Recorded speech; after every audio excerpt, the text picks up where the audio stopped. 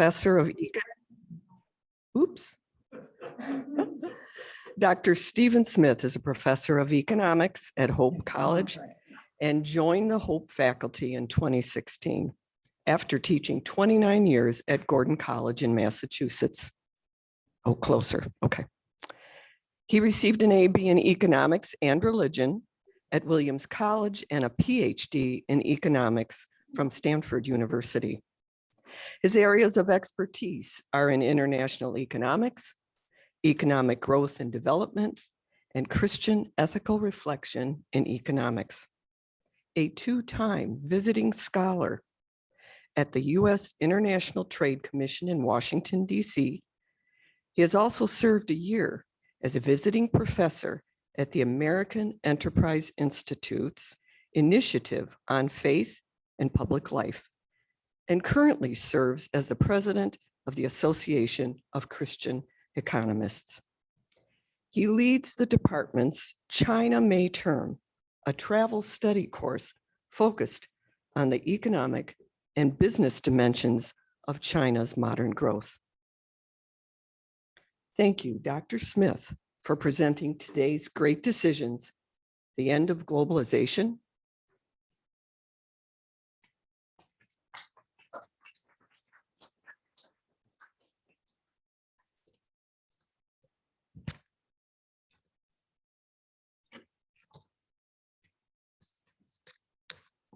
We're going to play the video shortly, but our normal DVD player is not functioning this morning, so it's going to take us a moment to pull it offline.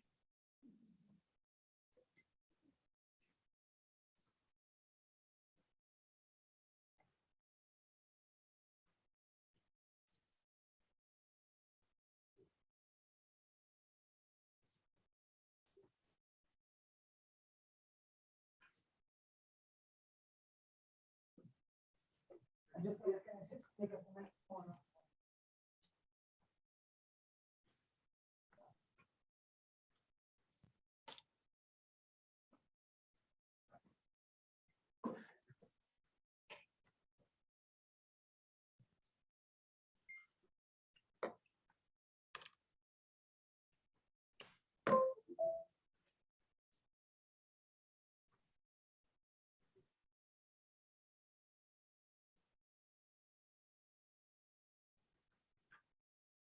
I don't, oh, there you are.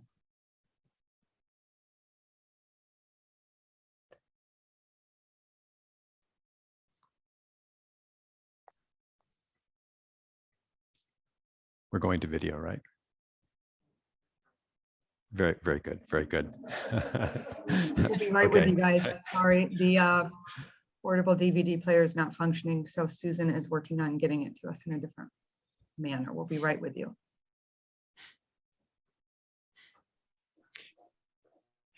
And there's still a few people coming into class anyway, so hold on. Very good.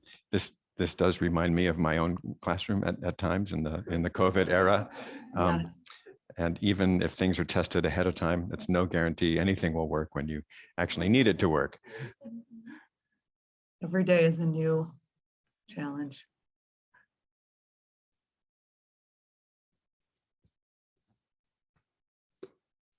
One thing I will say, when we go into the question session, I will come around with the microphone.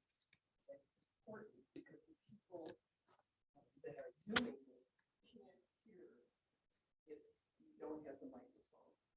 So I will try not to trip because these are pretty close, but be patient because I will come around with them. And then Dr. Smith will repeat the question.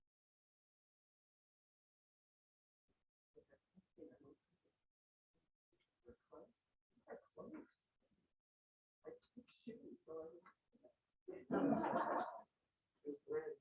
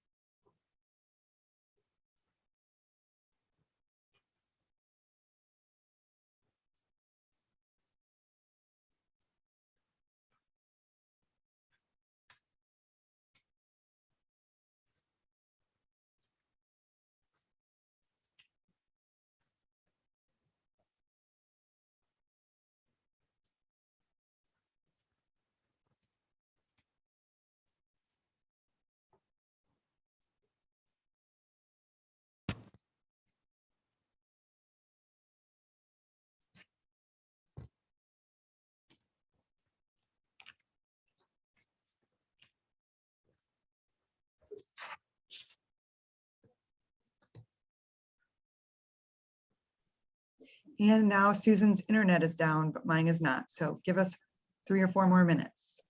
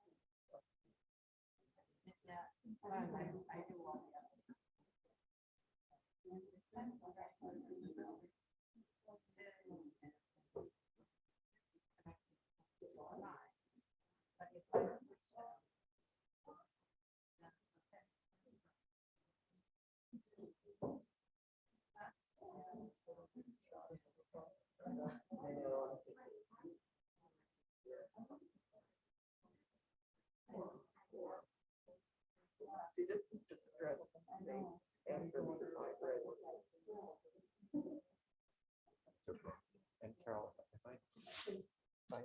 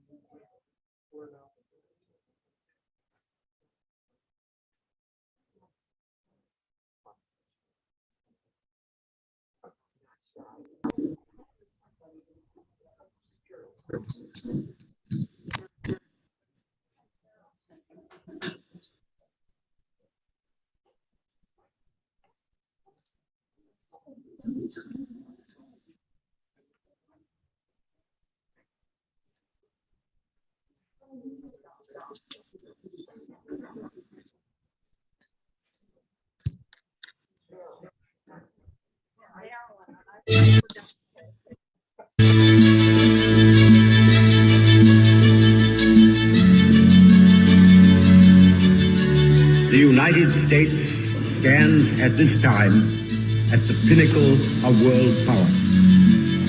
It is a solemn moment for the American democracy. For with primacy in power is also joined an awe-inspiring accountability to the future.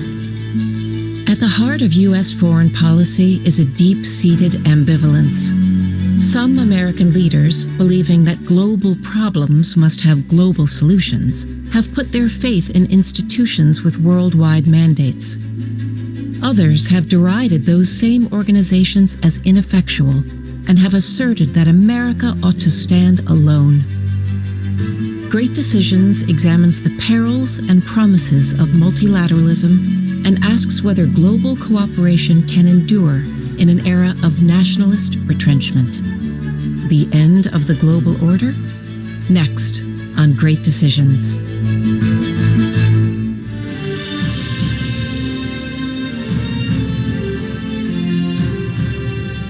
Great Decisions is produced by the Foreign Policy Association in association with Thomson Reuters. Funding for Great Decisions is provided by the Herford Foundation, PricewaterhouseCoopers LLP, and the Nelson B. Delavan Foundation.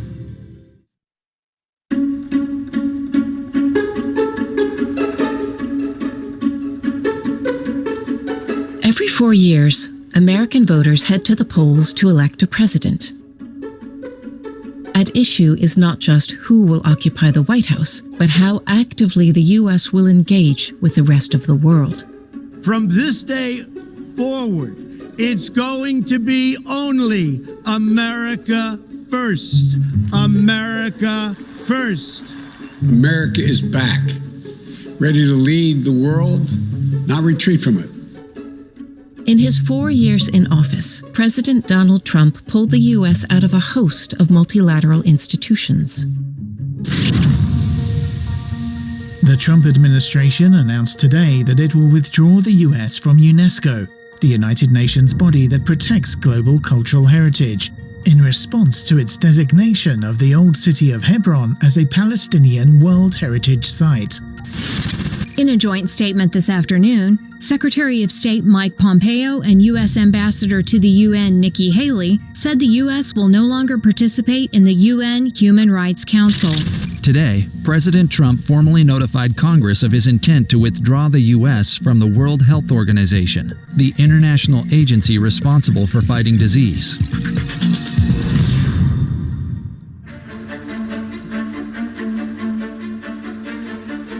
One of the things that the United States is we're still the biggest player on the block. Now, we shouldn't yield to the second biggest or the third biggest or worse. We need to pick our alliances carefully, make sure that there are enough shared values that we can feel comfortable with that partnership. The United States stepping back from that position of international leadership loses U.S. influence. If we leave the table, there are other countries who are quite happy to take our seat.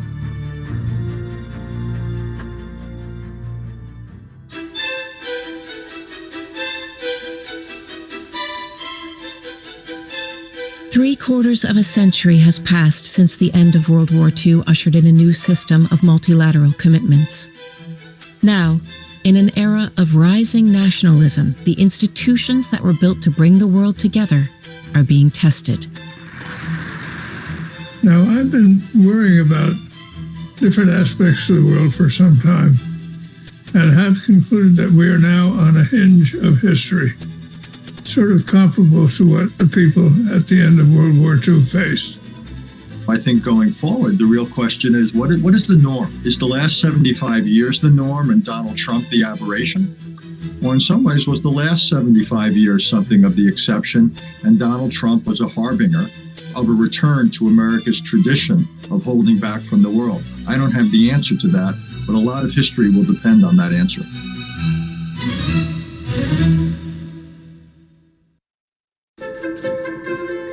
Today, the General Assembly will take up sub-item E of Agenda Item 105 of the election of 14 members of the Human Rights Council.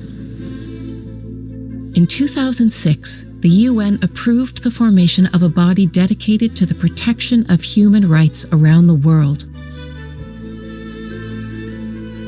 But George W. Bush kept the U.S. out of this new council. The idea was that it had become so dominated by anti-human rights members that it was nowhere close to fulfilling its mission. It was clear that it would only be a matter of time before the new Human Rights Council would have the same defects as its predecessor. And that's exactly what happened.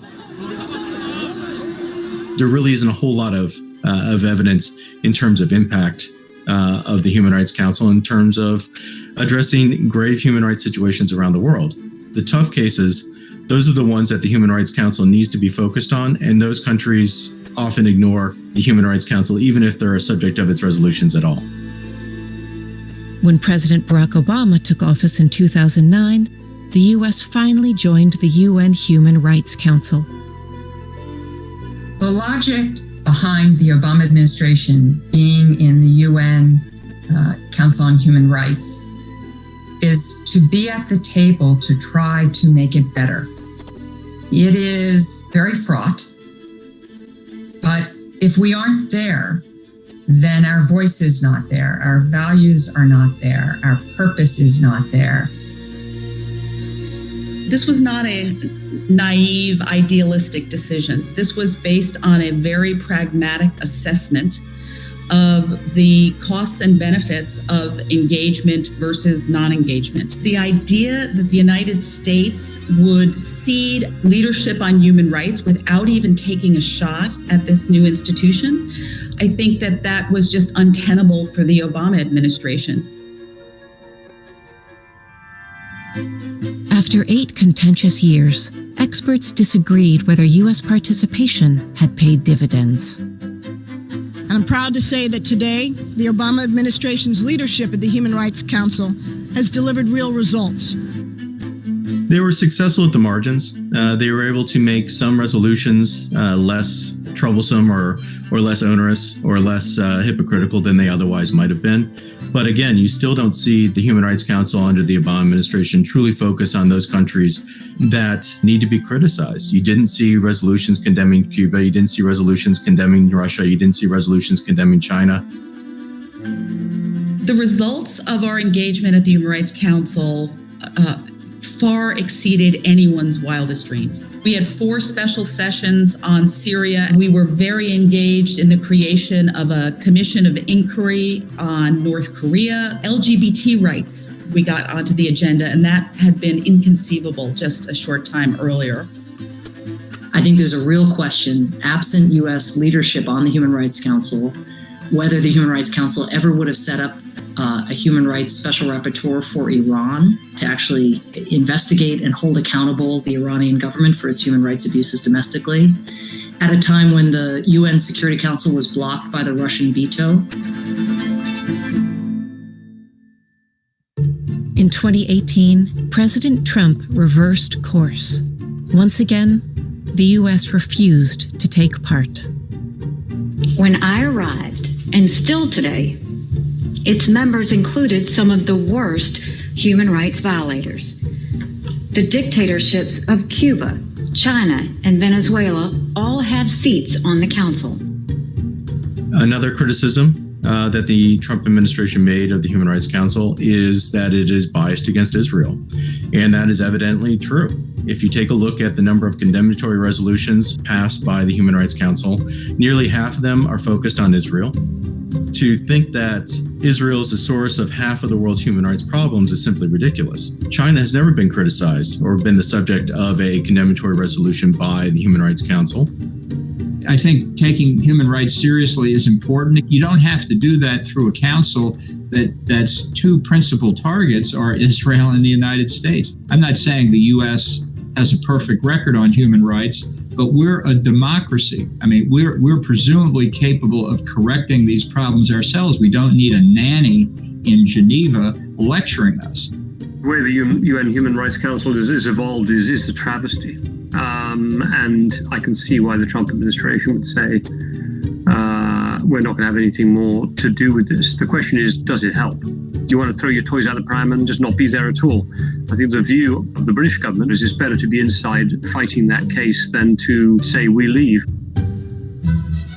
With the U.S. on the sidelines, China worked tirelessly to expand its influence within the UN Human Rights Council. Those efforts secured international support for controversial policies in Xinjiang and Hong Kong.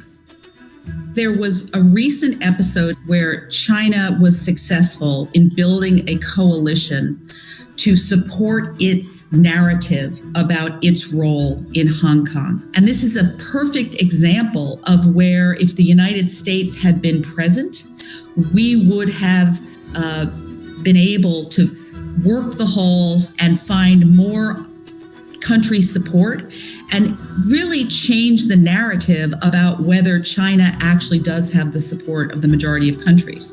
What we've seen in recent years is China increasingly using its vast economic leverage to try to bring countries to its side within the UN. It's not facing much competition. It's incumbent on liberal democratic nations that believe in human rights to mobilize coalitions of countries so that China can't just waltz into the United Nations, mobilize its coalition, and then go uncontested. American policymakers who hope to challenge China's global ambitions must determine whether to work inside or outside of existing institutions. The universal principle, I believe, is this. If America unilaterally withdraws from the UN and multilateral institutions, it simply creates a bigger slice for major non-democracies like China to exercise even greater influence in the future. Far better the United States remains in and prosecutes in each of these agencies a general reform program to make them as effective and as efficient as possible. Multilateral organizations are always going to have a hard time agreeing on certain principles because you have this diversity of cultures and values and forms of government. I mean, on the one hand, you have China, which has an emperor for life, and then you have the United States, which is laissez-faire. And when you have those extremes and then all the diversity in between, it's always going to be difficult, which is why multinationals are always frustrating to Americans. We have dozens of countries around the world who are at least open to and prepared to work with us. China does not have that for the most part. So I don't look at these institutions as somehow biased against the United States. And even in those occasions where they might be, that to me is a challenge for foreign policy. How within them do we build coalitions? That's why God invented diplomats.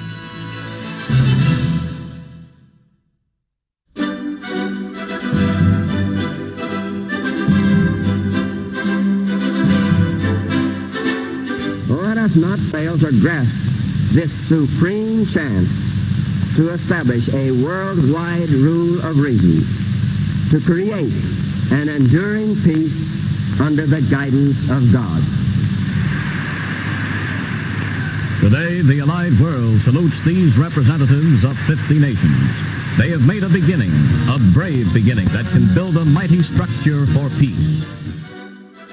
When World War II ended, the U.S. championed the formation of the global order we know today. The United States was the architect of so many of these multinational organizations.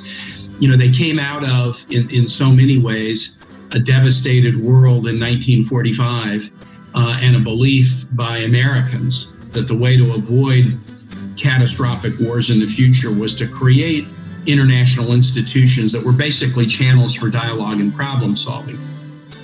That was a very different world, a very different United States. Balance of power, distribution of power was far different. These institutions now have 75 years of a track record, not always, shall we say, glorious. Even as the U.S. government embraced multilateralism, a strong undercurrent of skepticism ran through American politics. I just say the hell with the UN. What is it anyway? It's a damn debating society. What good does it do? Very little. The US can afford to be much more self-sufficient and independent than just about any other nation in the world. America always kind of stood a little bit to a side on these things, and it was given the permission to do that because most Western nations thought, look, we don't mind if America does its own stuff now and again, as long as it's inside the multilateral institutions when we need it to be. Well, I suggested on the floor of the Senate today that we stop all funds for the United Nations. Now, what that'll do to the United Nations, I don't know. I have a hunch it would cause them to fold up, which would make me very happy at this particular point. Well, in the United States, like in Australia and other Western democracies, it becomes an item of political sport, particularly within the political right and the far right, to just go on a general campaign of UN bashing. Why do politicians do that? It's because this attack on globalism, this straw man argument, has become a part of the identity politics of the right and the far right. Globalism exerted a religious pull over past leaders, causing them to ignore their own national interests. Today, the world looks very different from the circumstances of 1945. It is not so easy for bureaucratic institutions to evolve rapidly to face new challenges. It's going to be very hard to see those organizations change. It's not that people don't know how they should change. It's that the major powers that comprise these institutions have to be prepared to bring their publics along. There's no magic wand that can be waved by the citizenry on their own, or by the Secretary General, or by any particular country. What is the point of pretending that the organization is still committed to its original principles? And if that tension means that the organizations don't work, as many parts of the UN system didn't work during the Cold War, that's unfortunate, but then that ought to lead people to say, what are the alternatives? Not just keep plowing along as if the problem didn't exist. You have seen over the history of the UN a surprising degree of innovation in looking at new ways to solve problems as they confront them. Something like peacekeeping was not in the UN Charter. The UN invented it when they had to in the middle of the Suez Crisis in 1956. So there are all kinds of ways that the UN, working with partners, needs to look at solutions in innovative ways.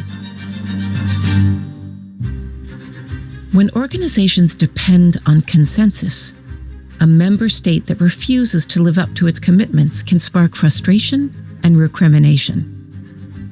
In the early days of the WTO, we tried to operate fully by consensus. We're now at 164 members, and deciding every single thing by consensus has become unmanageable. So what members are doing, they are figuring out how to advance the most sensitive issues. Flexibility is the only way, I think, the WTO can continue to upgrade itself in a progressive and quick enough manner. To the extent that international organizations deal with political issues, you're going to see further gridlock as the member states disagree. And you saw this during the Cold War when the United States and the Soviet Union were often at odds. The staunchest defenders of the multilateral order insist that institutions are merely forums where member states can interact. It is up to those individual countries to learn to cooperate. There is no other forum where this is going to disappear. Whatever forum, whatever setup you design, you're still going to have different opinions. It's not changing the name of the forum or the place of the forum or the countries that are inside the forum that it's going to change the outcome. Richard Holbrooke used to say about the UN that blaming the UN for a crisis is like blaming Madison Square Garden when the New York Knicks play badly. When are we going to get the kinds of reforms of these organizations that we need to make them fit for purpose in the 21st century? When the governments that comprise UN bodies are willing to back those reforms.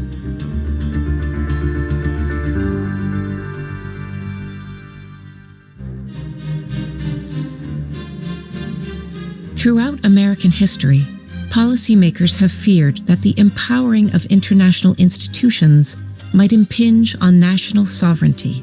I do not recognize higher law than the Constitution in temporal terms. I'm leaving religion out of this. We are sovereign, and the Constitution provides no opportunity to delegate that sovereignty to some international body.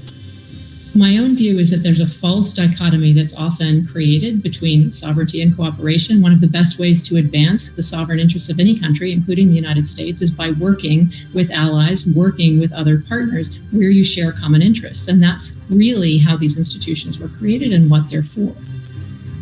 Today, Politicians who worry about the loss of sovereignty have mounted fierce opposition to American participation in the International Criminal Court, a tribunal founded in 2002 to prosecute individuals for crimes against humanity. I've said before, the happiest day of my entire government career was the day that I unsigned the Clinton administration's signature on the Rome Statute creating the ICC. I think it's a thoroughly illegitimate institution. We don't recognize any international authority to judge American citizens. We judge American citizens. I received word this morning that the ICC Appeals Chamber authorized an investigation into the activities of the Taliban and U.S. and Afghan personnel there. This is a truly breathtaking action by an unaccountable political institution masquerading as a legal body. Our nation and this administration will not allow American citizens who have served our country to be subjected to illegitimate investigations. There are, I think, real and legitimate concerns about the International Criminal Court and about its jurisdiction and how it could be used to affect American diplomats, American servicemen. And the ICC was not designed for situations where a country had a robust legal system. Those who champion global institutions face an urgent question: how to present an effective case for multilateralism to skeptical voters. The key challenge for any national political leadership is on matters of global governance to explain to their domestic political constituencies our membership of these international institutions, primarily in terms of their ability to advance our domestic national interests. And then you argue, and by the way, it helps the world as well. The challenge with a narrow form of nationalism, a kind of insularity of worldview that leads you to believe that you can close your borders and solve your problems, is that the facts are not going to respect that ideology or that way of governing. We're not going to set back the clock, right? You're not going to see the end of global air travel or the end of global commerce. The good news is, compared to 1945, we've got democracies on every continent. We have nations that are moving more and more toward respect of democratic values. But we also have democracies that are stressed. The authoritarian nations in the world moved into a new chapter of trying to promote the idea that authoritarian governance models are the right ones for the 21st century. I think we have to rebut that critique, not just by trying to be a strong democracy in the United States, but by pulling democracies of the world together. Those non-Americans who have observed the shifting attitudes of the U.S. government most closely are optimistic that multilateral organizations can function effectively even without U.S. participation. I watched very carefully the World Health Assembly, which is the highest decision-making body of the WHO. The European Union was the one that was stepping forward and proposing, really sort of drafting all of the key decisions. That's a role that historically I think the United States often had, but with the US absent, it was Europe that was able to bridge the different gaps. I called for like-minded countries in Europe, in Asia, and in the Americas to triage the institutions of multilateral governance until we re-establish a level of geopolitical equilibrium between China and the United States. The ball, I think, well and truly lies in the court of an incoming Biden administration. I do think this is the last chance saloon for American global leadership. It may be that we'll look back again at this and say the idea that you need a country to lead us out of a crisis is a very 20th century notion, and that leadership has become much more fragmented, diverse, as has power, and therefore we shouldn't be expecting America or any country to come up and lead. Since 1945, the world has learned that multilateralism is messy, tedious, frustrating, and imperfect. Partnerships form and dissolve, and institutions come and go. But at a time when emerging threats can so easily cross borders, the nations of the world have little choice but to find some way to work together.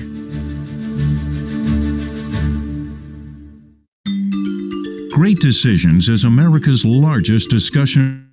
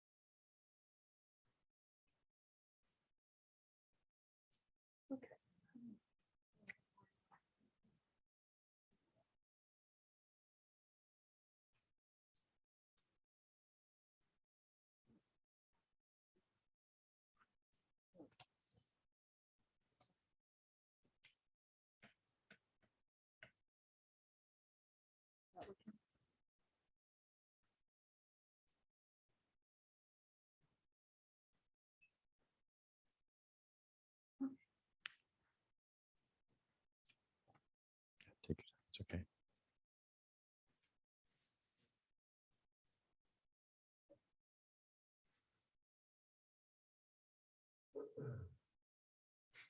I can move it manually.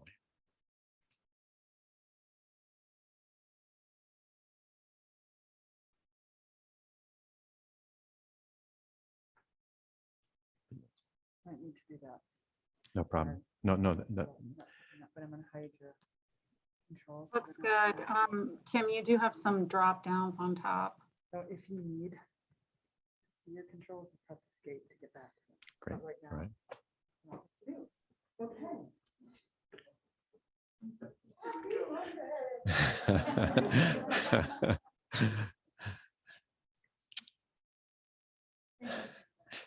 Thank you, and thank you all so much for being here. It's a terrific pleasure to be invited back to speak at HASP, and I thank Carol Crawford for her careful work with me to get prepped for today's event. I have to tell you, it's a double pleasure. I mean, my own research career and interests have really focused on questions of globalization, so I'm very happy to speak about them today. But as now a Hope College professor in my 6th year, I'm pretty sure that I've taught perhaps some of your grandchildren in my classes, and I want to say they are wonderful young men and women, but their grandparents ask better questions. Don't tell them I said that. But it's true. You're coming at these conversations with a lot of experience and a background, which really shows, and it's always truly is a pleasure to be able to speak with you today. I want to begin by simply asking the question: what is globalization? And let's just see.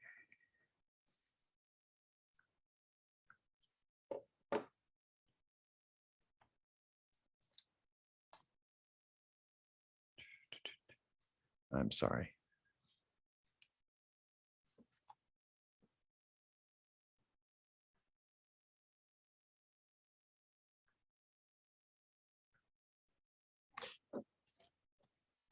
Thanks. Let me begin talking while you. I appreciate it. Thanks. I think it's worthwhile taking a minute just to think about what globalization is. How did you do that?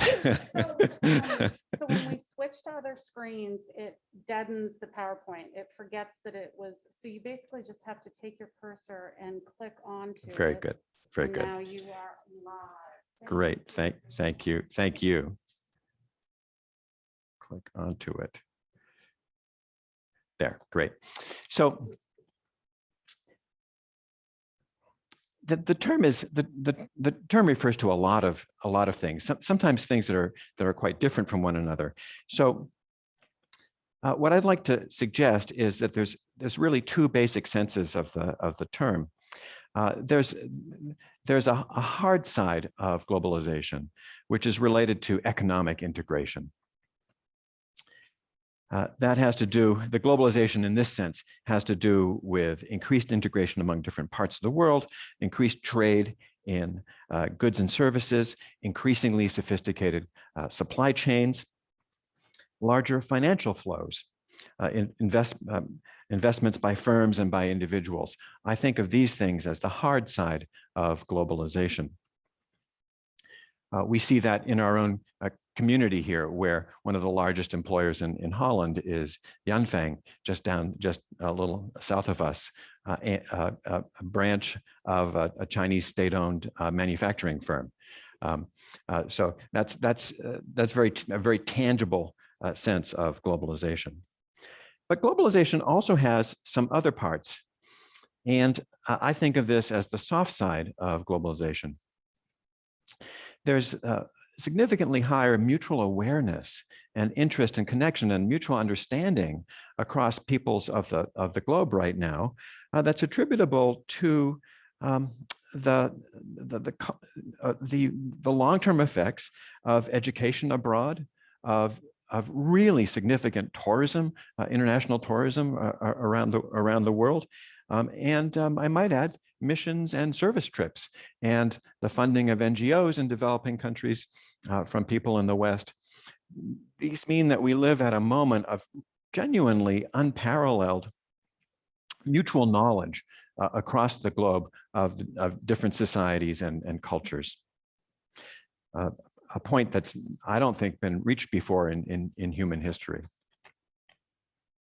I might add, just not as a sidebar, but just to point out, in terms of the hard side, to go back to the hard side for a second, there's also the migration of peoples, which is continuing in record numbers, and I might add the global nature of environmental challenges, which is a real thing.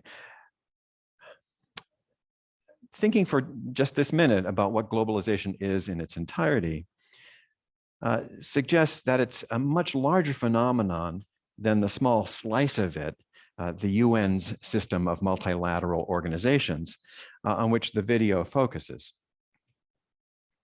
Now, the video, I think, really nails it in terms of speaking to the longstanding tension in US foreign policy between an America first point of view and a desire to get engaged multilaterally with the rest of the world. That tension's been present for much of our history, thanks to our size and our distance from the rest of the world, which has given us a measure of ability, a certain measure of capability, I should say, to stand aside from the rest of the world should we choose it in some respects. Although I think that window is closed now. So let me offer some comments first today about the institutions of the UN system, the multilateral institutions, and then after talking about this a bit, I'll go wider and think with you about the broader context for thinking about globalization now. The UN system really is a jungle of organizations and agencies and councils and commissions. It's an alphabet soup that can confuse even the most seasoned international observer. The system's reliance on one country, one vote in most of its deliberations means that some truly ugly international coalitions and outcomes can arise. In my view, your mileage may vary, but in my view, the US was quite right to leave UNESCO the 2 times that we've done it, in 1983 and in 2018. The US was right, I think, to not ratify the International Criminal Court in terms of protecting our sovereignty and our ability to try with justice those who U.S. citizens who break fundamental human rights law. I think U.S. complaints about the UN Human Rights Council have been almost entirely valid. The World Health Organization has been revealed by the pandemic to be sclerotic and easily manipulated by China, certainly in the first crucial weeks of the pandemic, when a lot of progress could have been made in containing it. they were AWOL. But does all of that add up to a case for abandoning participation in global multilateral governance? I think the answer has to be no. By the way, in the hopes of encouraging some particularly good questions, I'm just going to shoot really straight here and tell you what I think, and hopefully that provokes you enough that we get some particularly excellent questions. I would not at all be in favor of abandoning the current multilateral governance system. First and foremost, although the UN system is called, I just referred to it that way, and that certainly the video refers to it that way, refers to it as a governance system, it actually exercises very little authority, with the exception of the Security Council, which I don't think anyone is suggesting that the US abandon. Some parts of the system are genuinely useful. Even UNESCO's work on World Heritage Sites, as provoking as that was when the Trump administration jumped out again in 2018 because of the certification of a site as a Palestinian site. There's a lot that's good in the system. A lot of parts of the UN system we don't necessarily hear of day to day. The Department of Economic and Social Affairs maintains and refines the system of national accounts. That's the common accounting framework used to measure economic performance and growth by countries around the world. That's incredibly useful. And there's a host of other good things there as well. And I think at bottom, it really is good to have a seat at the table and to be able to be speaking with other country governments, pointing out problems where there are problems, speaking to regimes that want to hide human rights abuses, and so on. I think for all those reasons, it makes sense for the U.S. to continue to be an active participant in the multilateral system. And if you'll indulge me, I think the merits of not withdrawing are particularly strong when it comes to the World Trade Organization. This is a treaty organization that's only loosely related to the UN, and it does have some significant authority over setting global trade rules. As a treaty organization, everything that it does is agreed upon by consensus. Unanimity is required. And the countries that sign on to the treaty have much more open trade amongst themselves and certain standards of fair behavior in trade that they pledge to uphold. The WTO has helped the world move towards a fairer rules-based system for trade that has protected the rights of small countries and of large countries. And it would be a real loss if that system broke down. That is not to say that there aren't very significant problems in the World Trade Organization. There's been no progress at all in opening up agricultural trade, which remains the most highly protected part of trade in the global economy. There's been no progress at all in dealing with subsidies, and large subsidies truly do subvert fair trade. And so, as you might imagine, China has been a particular offender here. And so that is actually a big structural problem that the World Trade Organization may or may not be able to solve. But what we heard from the director, Azevedo, in this video, I think is very wise and well judged. Future progress will be made by groups of countries, coalitions of the willing, that can negotiate arrangements among themselves to achieve further trade openings that they find mutually beneficial. That can all happen under the umbrella of the existing World Trade Organization, side agreements amongst particular countries to do particular things, such as liberalizing trade and services. which would be of immense importance for the United States in global trade going forward. Our future in trade involves high-tech manufacturing and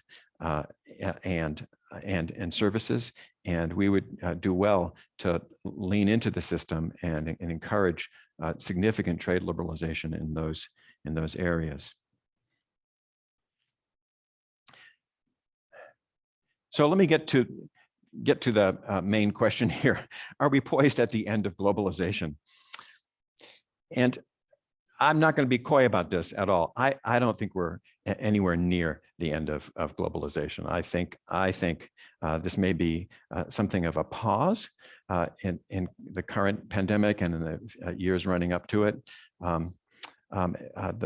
There may be a significant slowdown in the pace of globalization in the decade ahead, but I don't think it's going away. And the first thing to say about that is that I think the soft side of globalization has put a permanent floor under it. I think the benefits of extensive global travel that's been open to the global middle class now, I think that's a benefit that countries would be very loath to do away with. I think populations appreciate the ability to travel and to learn about the world.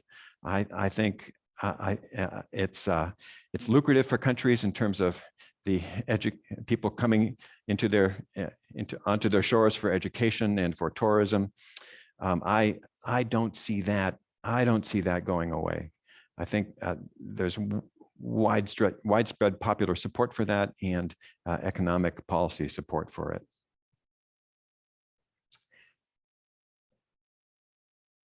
The hard side of globalization is in for some changes, I think.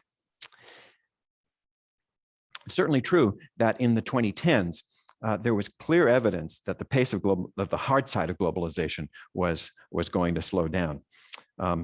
We had Britain's surprise exit from the EU. We had Trump's America First tariffs imposed not just on subsidized imports of steel from China, but on imports of steel from our allies like Canada. So definitely, he was channeling some populist concerns about trade and global integration, the hard side of it. But I think ultimately the hard side of globalization will also persist. And it's because the benefits of trade and economic integration are enormous, and they're enormous almost beyond telling.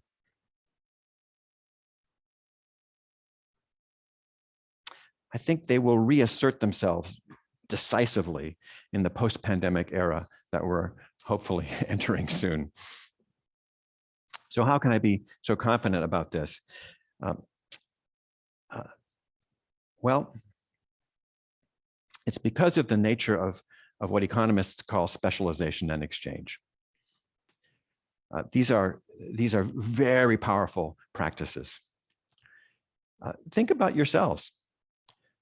The professions you practiced, and in many cases still practice, how narrow are those professions in comparison to the full range of economic life and the full range of services and goods that you enjoy consuming? One works in a very specific profession, earns a salary, and then basically imports everything else that one needs. This is a ridiculous rhetorical question, but I think it helps drive home the point of matters. How many of you made all your own shoes and clothes during your career? Did any of you build a car? How many of you had cataract surgery done by your spouse? And obviously it's crazy to think, of trying to do all those things on your own.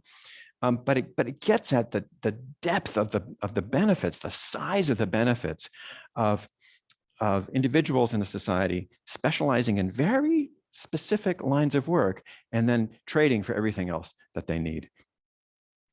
To be clear about that, the wealth that generates then feeds even deeper specialization, to the point now where in West Michigan, we don't just have surgeons, we've got ophthalmological surgeons, and we have pediatric ophthalmological surgeons whose titles I can't pronounce, but you get what I'm getting at.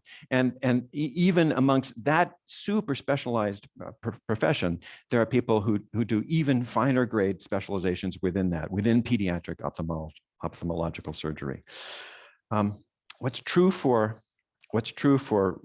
regions in a country is also true for a country, and it's certainly true for international trade globally. It brings new ideas. The specializations around the world bring new varieties, greater scope for training, new production techniques for all kinds of activities. And so this really needs to be said and understood. For the standard of living we and much of the world currently enjoy, the age of local, regional, and even national self-sufficiency is over. It's just over. And I think that leaves two really big challenges. I think it's essential for the US to think very hard about distinguishing the consequences of hard globalization in and of itself versus the consequences of other momentous global changes that are happening around us. And I think some of which are domestic changes. And I think we get these things mixed up, and it prevents us from seeing in a clear-eyed way what's really going on with globalization and what's really going on with other things.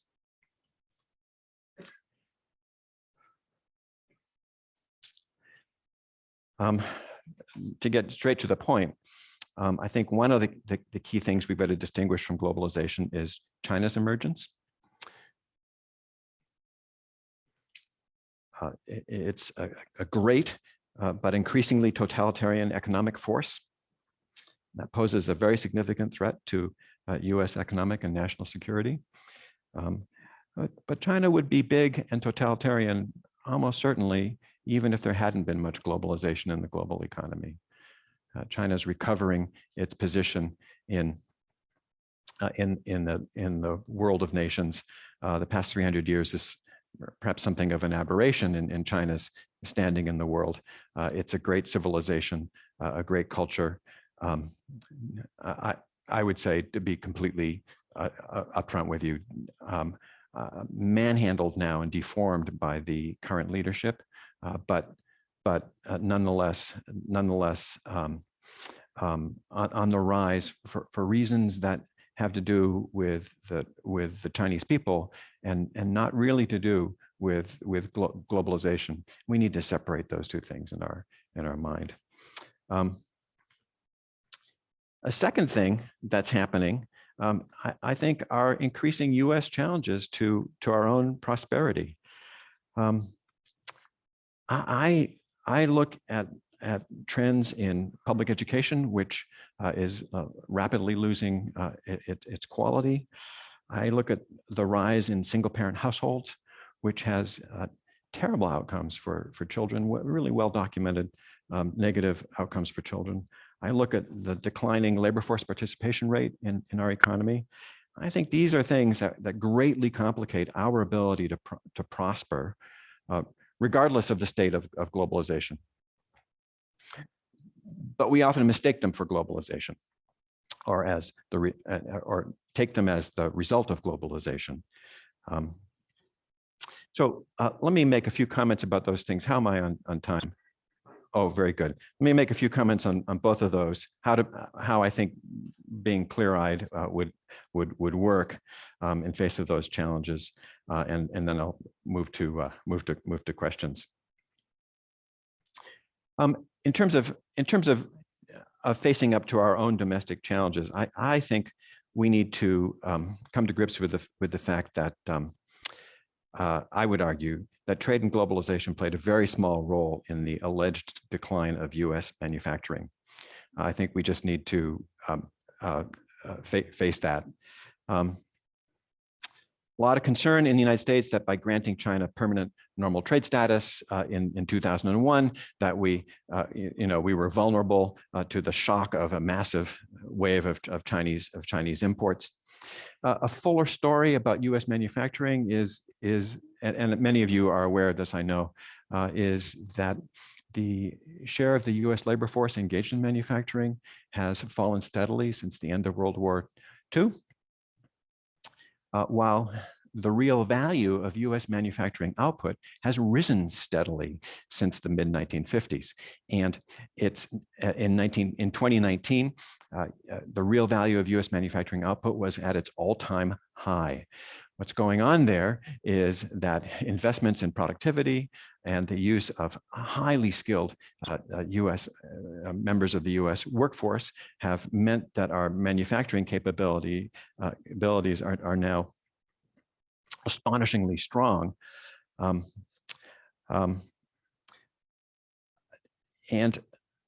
the way I guess the way I would put this is that trade restrictions that bring toaster production back to the U.S. from China are not going to address the kinds of things that are actually affecting towns across the United States where, with the loss of particular companies, people are suffering. And I think what it takes is a set of policies oriented towards better education, subsidization of particular kinds of civic institutions, and a host of other alternatives we could talk about. But the U.S. future in the global economy is in producing high-tech manufacturers and services. For that, I would especially emphasize our need for education and a healthy culture. And then I think the other thing we need to be clear-eyed about is facing up to China. I have enormous respect for the Chinese people. They have a glorious cultural history in terms of arts and literature of all kinds, and have a very strong commercial culture. Actually, kind of analogous to Dutch commercial culture. It's just when it's been given the chance to flourish, it flourishes. But China poses unique problems right now that are greatly magnified by virtue of its size. If it was a small country, these things could be worked around much more easily. Its government is in fact dedicated to challenging U.S. global leadership, and it's dedicated to the proposition that its statist, state-directed economic system, anchored in the denial of civil liberties, and anchored also in well-developed technological control. The view there is that this is a superior system. Its large size and its commitment to trade make it a much more profound challenge to the United States than the Soviet Union ever was.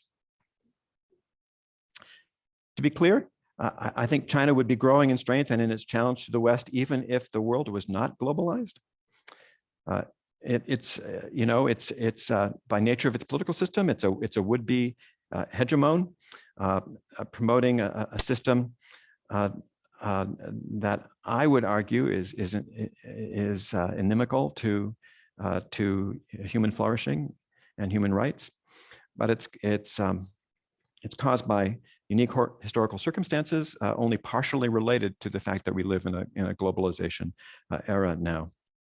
So I think we need desperately to think through smart policies that directly target economic problems in the U.S. relationship with China. I think there's ways we could protect our intellectual property rights much better than we do right now. I think for certain we need tighter export controls on and rules against U.S. firms collaborating with the Chinese military. And I think we need broader policies addressing human rights violations in China. So in short, I think that adds up to some carefully calibrated disintegration between China and the United States. But to make that work, we absolutely cannot do that on our own. China's, by some measures now, is already a bigger economy than the United States. I think, above all, the US needs to provide leadership for the emergence of deeper security cooperation among the world's democracies, based on shared prosperity anchored in global economic integration, that is, globalization. Hey, thanks for your attention. I'll gladly take your questions.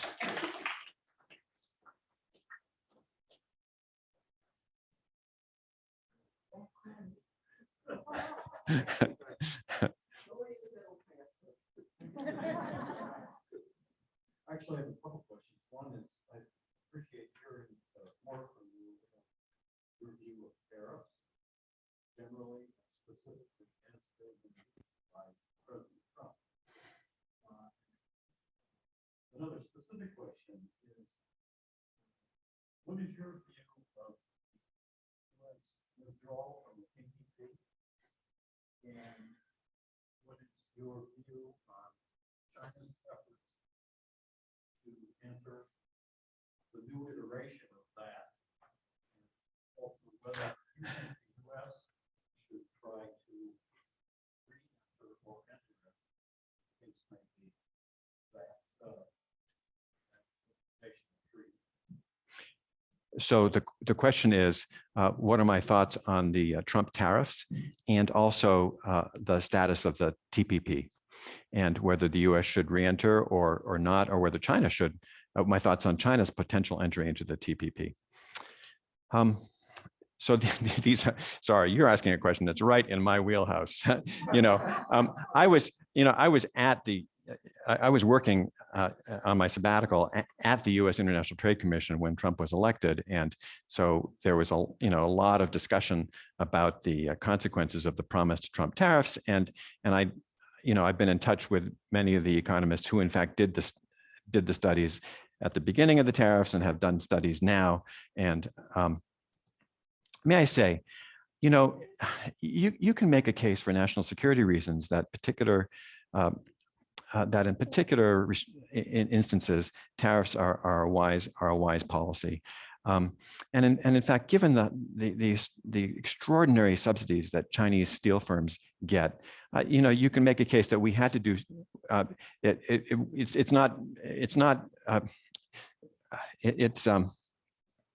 It's asking a lot of domestic steel producers to compete against heavily subsidized Chinese steel.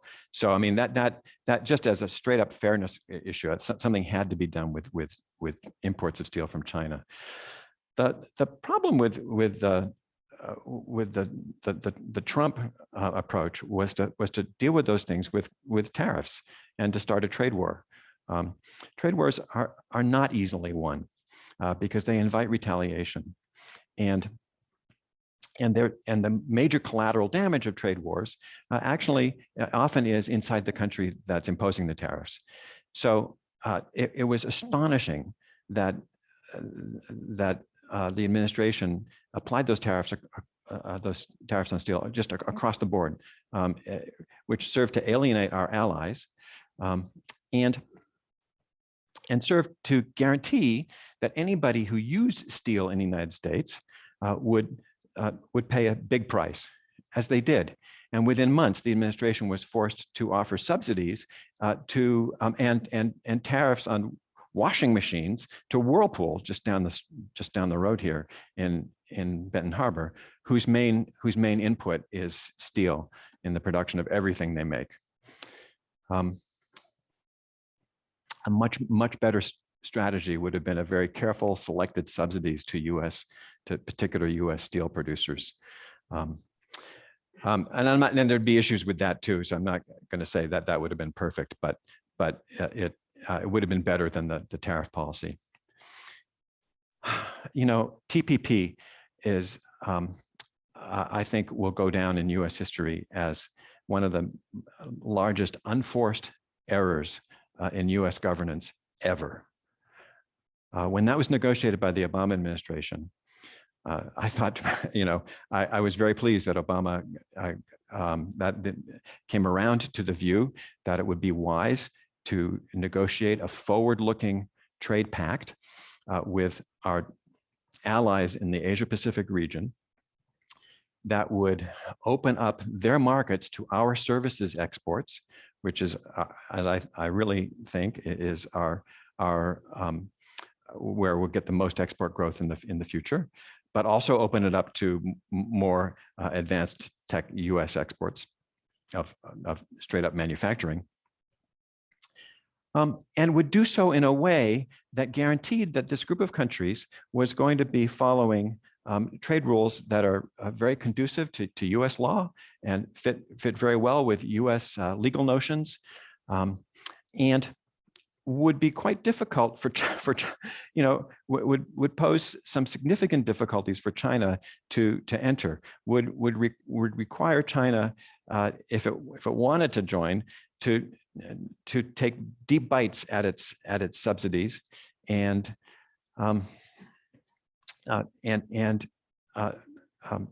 take steps forward in its transparency and its in accounting practices and its and so on and so forth. I find it incredible that that both the progressive left, in the form of Elizabeth Warren and big parts of the Democratic Party, felt that that agreement was just wrong, root and branch, and the Trump administration also thought it was completely misguided. That I'm not a political scientist. That union there of those two sides of the American political spectrum really continue to puzzle me, because at least among mainstream economists like myself, the TPP was it was like hitting the daily double. It was going to constrain China while opening up trade in a really valuable way to U.S. partner countries and to the U.S. So build allies,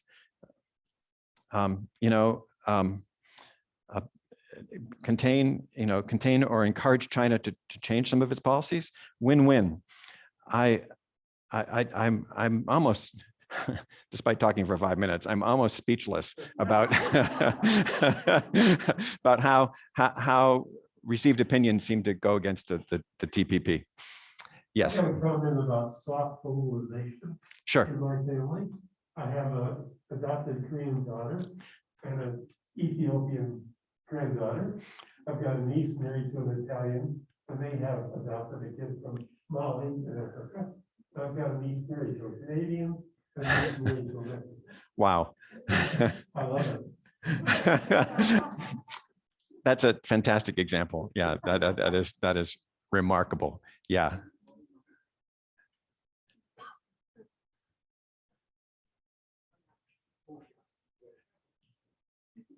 I got a question about national security and globalization. This has to do with drugs coming into the United States. They're contaminated, they're poorly made by the Indians and the Chinese, and they can use that as a weapon. It's a first attack on us. Can you just restricted production of drugs for American consumption made by Americans? That's a really interesting question, and oh yeah, thank you.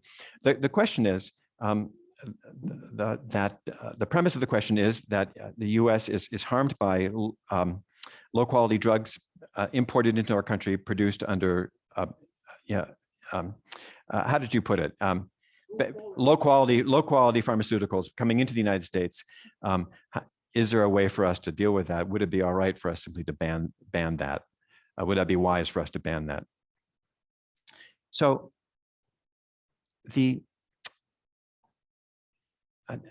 my understanding is that this is a real problem, that there are significant issues with pharmaceuticals of various kinds coming in poorly made, and that's even without talking about the fentanyl and other things that come in illegally from developing other countries. Existing U.S. trade law does, in principle, require that foreign producers meet U.S. standards. That's one of the features and one of the strengths of the WTO system is that countries that export pharmaceuticals to the United States, or any product for that matter, have to adhere to US product standards.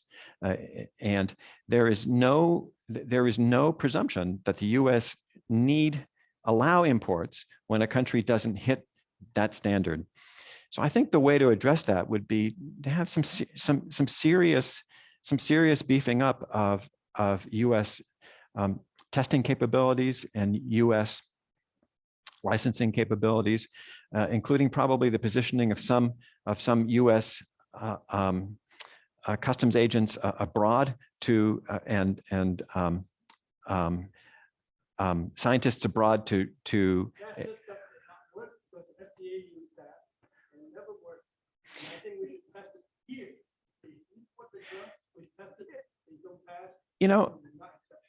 That's not a bad idea. That's not a bad idea either. And to me, the key to solving that, either way, I'm not going to die on the hill of having inspectors overseas. The key to making that work is having an administration that's willing to spend more on increasing the size of the U.S. bureaucracy and demanding more from it. This is the kind of detailed, hard slog kind of work that a great power like us should be able to handle. I think we've been distracted by a lot of other things. I have a couple questions in the Zoom chat, if you're ready for those. The first one is, are you ready for that, Dr. Smith? Yes. Okay.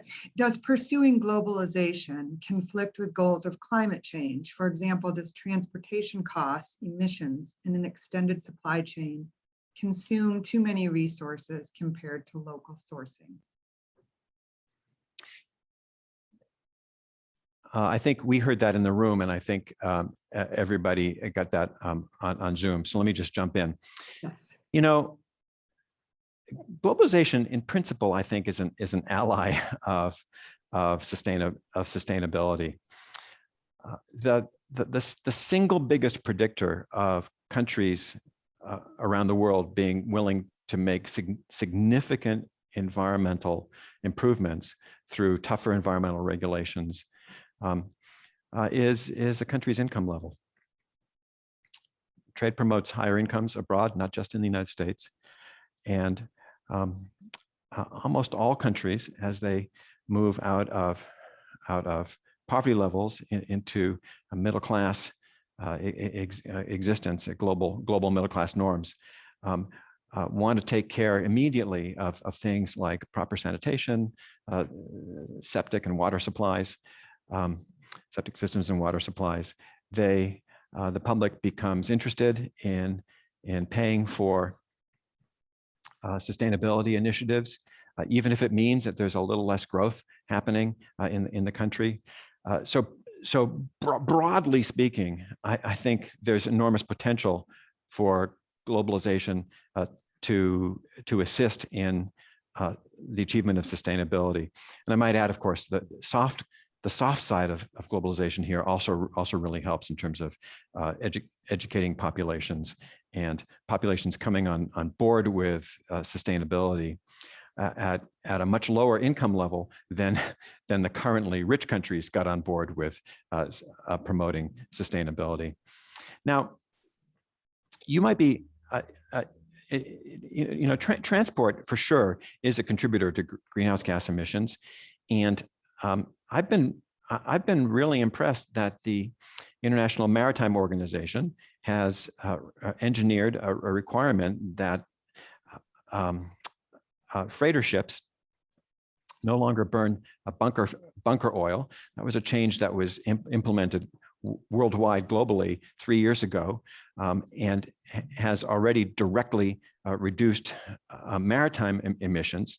There's obviously more that could be done there, but by the way, I think that's an interesting and important place where the UN system has been doing something pretty reasonable outside of the limelight.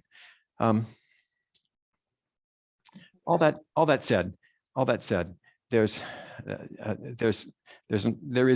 obviously big trade-offs to be made in terms of the higher standard of living that globalization allows, and the merits of that for a society, and what that means for society's ability to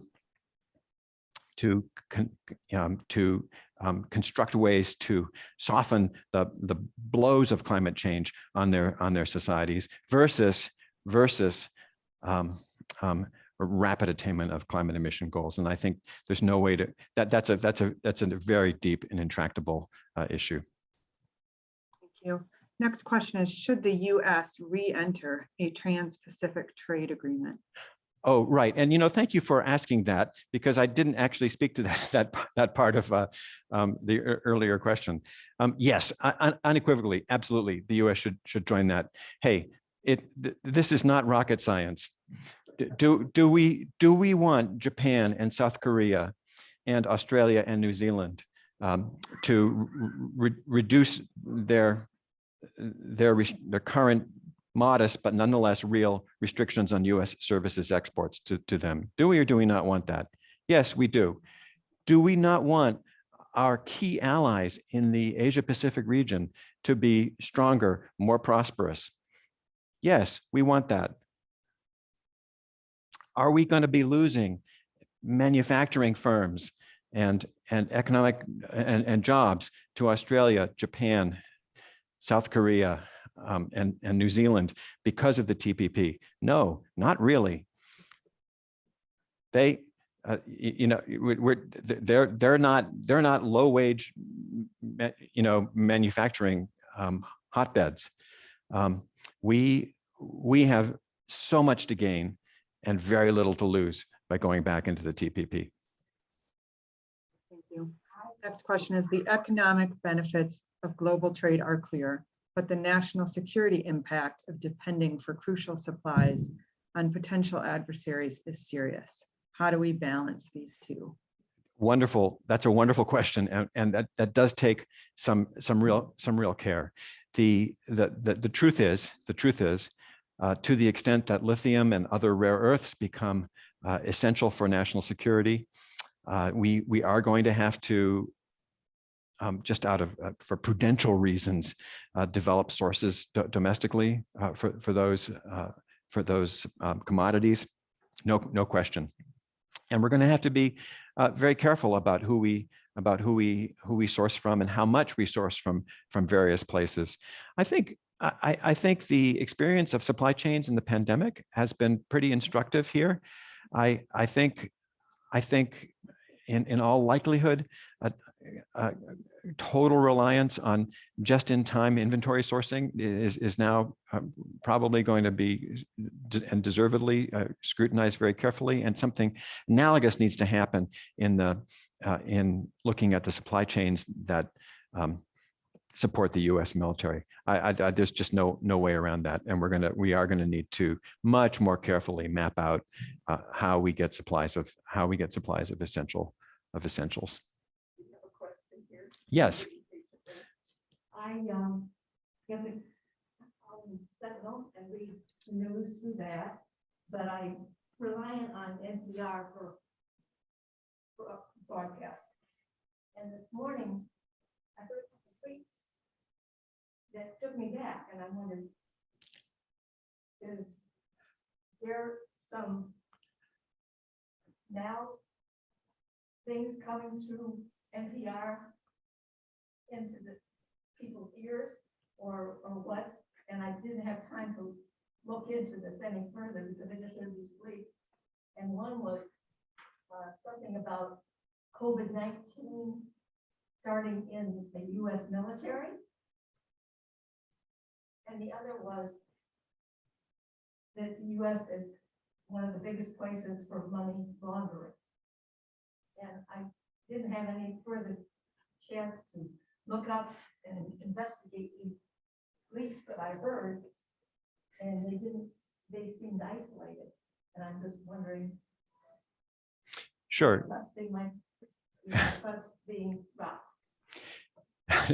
so the question is, what are my thoughts on the reports that have been around the internet actually for a while, that the COVID virus started on a U.S. military base, and also my thoughts on the question of the U.S. as a source of a location for money laundering.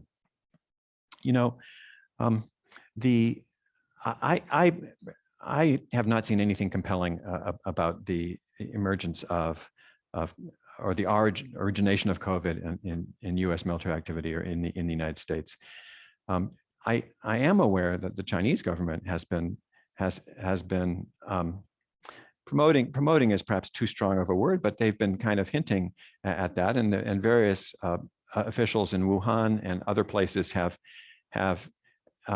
tried to indicate that if the virus came to Wuhan, it came in the Asia Pacific military games that took place in the fall, just prior to the emergence of COVID in Wuhan.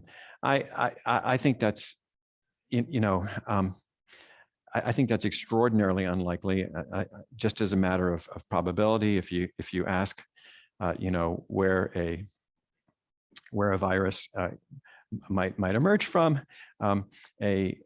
one of the 3 cities in the world that has a level 3 lab that works on bat viruses known to produce SARS versions, and also known to not have the highest biosafety standards. That seems a much more plausible source for the virus than the U.S. military bringing it to the games in Wuhan in the fall of 2019. I hope we can get to the bottom of this at some point. Now, regarding money laundering, let me just say really quickly, I really don't know much about it. I do know that the Washington Post last week had a long series, which I bet they hope wins them a Pulitzer, on money laundering, and that would be I'd check that out and see what they say about money laundering in the United States. I think we have time for one more question. It is now 57.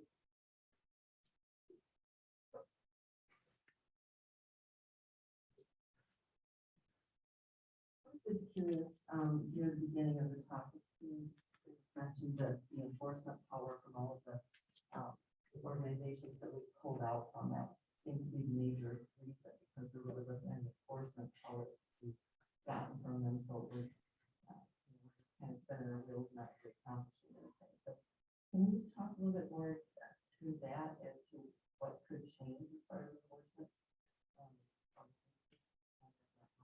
Invite us to move on to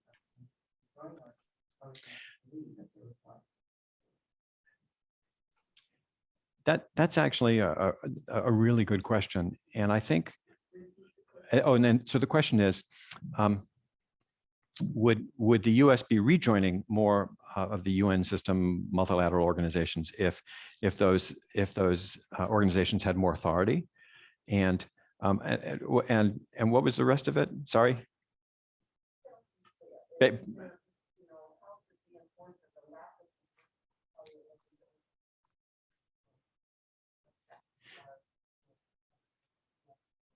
Right. So how does the lack or presence of authority affect countries joining or not joining?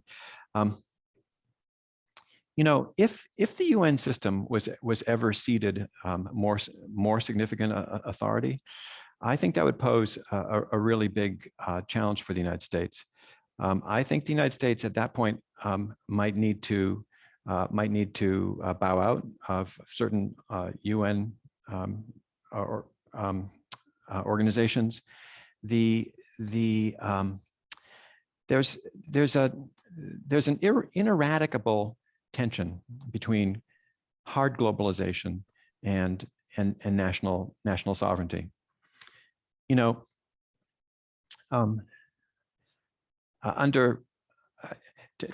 be clear about this, a lot of hard globalization can take place under very loose rules. And that's really what we've experienced so far. if the United States government determined that Yunfeng had committed illegal acts here and was perhaps using, forgive me, that's just a crazy example, okay? But this is, and I might add, I want to be clear about this, totally hypothetical. But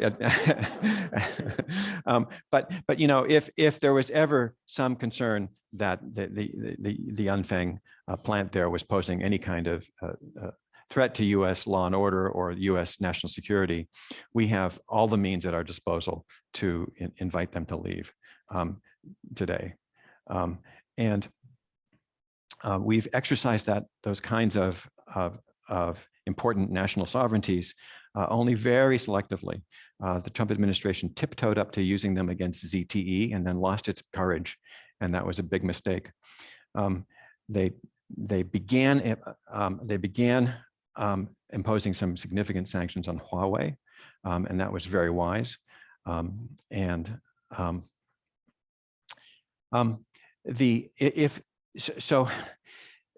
If there were, you know, the U.S. if a UN organization ended up having significant authority over U.S.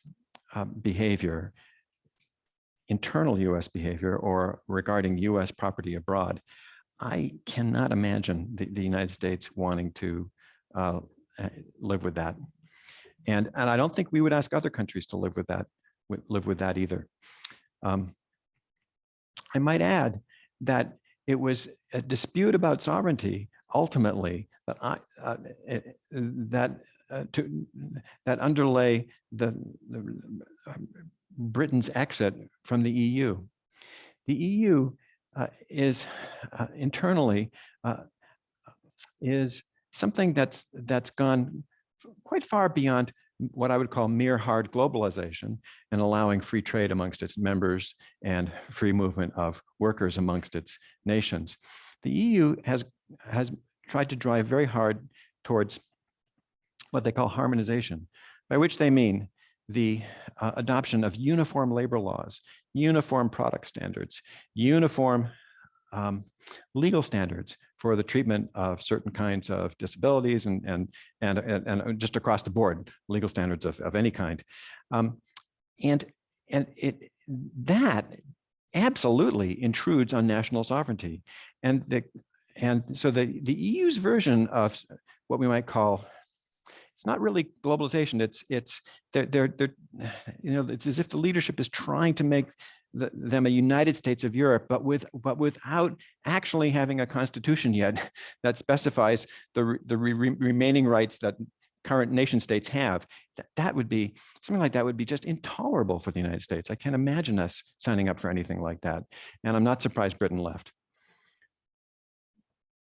I have a question that might be related to that. I'm not sure. You may have answered it, but a member is asking if you'd be willing to explain why you support the U.S. having left UNESCO in 2018. Yes, it was a period of immense corruption. They were taking members' contributions, and it was UNESCO's based in Paris, and let's just say the money wasn't spent well. Okay, great. Next one. I know it's 11 o'clock. Thank you all. Thank you. Thank you. Some of you need to go. That's okay. We have a few more questions in the chat, but I don't think we have time. So I apologize for that. Thanks, everybody. Well done. Oh, thank you. Yeah, appreciated your lots of different things.